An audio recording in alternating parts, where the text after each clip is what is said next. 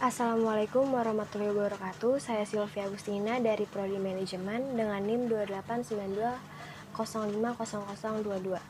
Video ini saya buat untuk memenuhi proyek tes UAS mata kuliah Sistem Informasi Manajemen.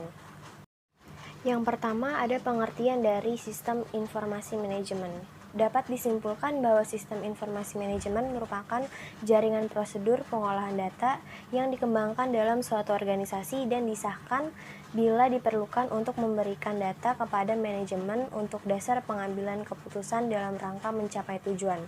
Data-data tersebut diolah oleh manajemen untuk menjadi sebuah informasi. Selanjutnya ada pengolahan data. Pengertian dari pengolahan data merupakan suatu proses atau langkah yang dilakukan dengan suatu sarana yang memungkinkan untuk membuat suatu data atau mengubah suatu data agar dapat digunakan untuk tujuan tertentu. Dalam artian ini, pengolahan data dapat dilakukan dengan sarana komputer maupun secara manual. Ada 8 pokok pengolahan data yang meliputi. Yang pertama ada reading atau membaca, 2 input, 3 output, 4 sorting, 5 transmitting, 6 calculating, 7 comparing, 8 storing. Fungsi informasi. Dalam pengertian ini yang disebut informasi adalah hasil olahan data sebagai bahan bagi pengambilan keputusan pimpinan. Dalam beberapa referensi disebutkan fungsi utama informasi adalah menambah pengetahuan atau mengurangi ketidakpastian pemakai informasi. Dikatakan mengurangi ketidakpastian karena informasi berfungsi untuk memberikan gambaran tentang suatu permasalahan sehingga pengambil keputusan dapat menentukan keputusan secara lebih cepat. Selain itu, informasi juga memberikan standar, aturan maupun indikator bagi pengambilan keputusan untuk menentukan keputusan secara lebih baik. Perlu diingat bahwa informasi hanya dapat menyediakan sebagai sistem yang diperlukan dalam pengambilan keputusan. Untuk model sistem yang umum itu ada 2. Yang pertama, sistem lingkaran terbuka dan tertutup. Untuk yang pertama, sistem lingkaran terbuka, perusahaan dengan sistem lingkaran terbuka atau perusahaan sistem terbuka berhubungan dengan lingkungannya. Begitu pula arus sumber dayanya, yaitu sumber daya fisik. Contoh, perusahaan manufaktur mengolah bahan mentah menjadi bahan produksi siap pakai. Untuk prosesnya yang pertama ada input, lalu proses, lalu output. Sedikit sekali perusahaan yang memiliki sistem berjenis lingkaran terbuka, karena dengan tidak adanya umpan balik akan sulit untuk dilakukan kontrol atas produk yang dihasilkan. Pada akhirnya kegiatan perusahaan akan bermuara pada kebangkrutan atau kolaps. Lanjut model sistem yang kedua yaitu sistem lingkaran tertutup. Dengan sistem tertutup, proses pengendalian atas produk yang dihasilkan dapat terus dilakukan.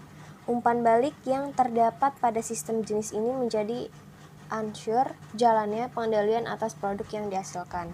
Umpan balik yang berguna untuk proses pengendalian adalah informasi dengan dimensi-dimensi sebagai berikut.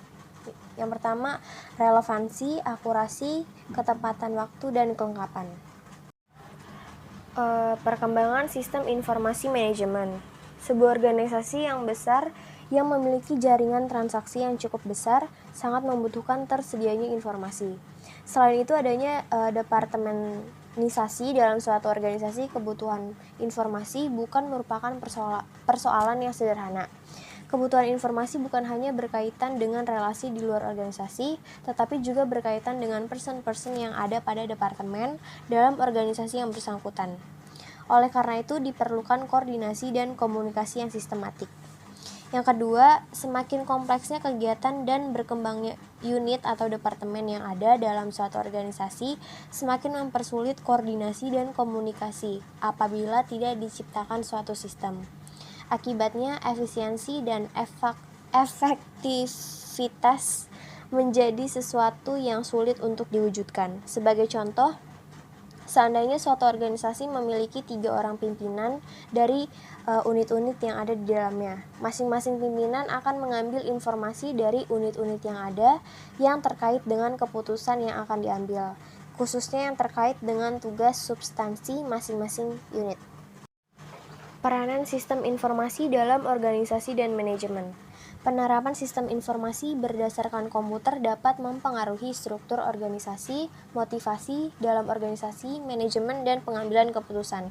Fungsi manajemen antara lain yaitu perencanaan, pengorganisasian, penyusunan staf pengkoordinasian, pengarahan, dan pengendalian. Dalam menjalankan fungsi manajemen, manajer terlibat dalam membentuk kegiatan yang berhubungan dengan yang pertama penstrukturan, kedua pengambilan keputusan, dan yang ketiga interaksi manusia. Keuntungan sistem informasi manajemen. Beberapa keuntungan dari sistem informasi manajemen adalah yang pertama, pimpinan dapat memanfaatkan waktu secara efektif dan efisien. Kedua, pengumpulan data berlangsung secara sistematik dan periodik. Ketiga, butir-butir data tidak perlu diperbanyak walaupun dapat digunakan oleh beberapa keperluan. Dan yang terakhir, efisiensi meningkat.